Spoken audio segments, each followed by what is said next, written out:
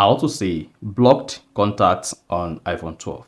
So if you blocked some contacts on your iPhone phone app, and I want to find out all these contacts where they are and why you are unable to receive calls from them, then this video is going to show you how to do this step by step.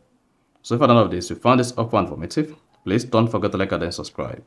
Now, to see blocked contacts on iPhone 12, all you just need to do is go ahead and open the settings app on your iPhone. On the settings page, just scroll down, click on apps, then under apps, scroll down and locate the phone app. So just scroll down and then locate phone app, click on it. Now scroll down the page, locate blocked contacts and then click on it.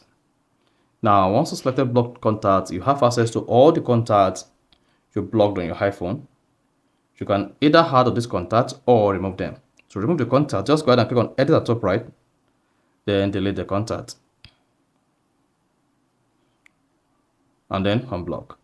And once you're done, hit the back button. Then the contact will be unblocked on your iPhone. And you can also go ahead to add more contact to block list on your iPhone. Is that? And once you're done, you can just exit. So that is basically how to see blocked contacts on iPhone 12.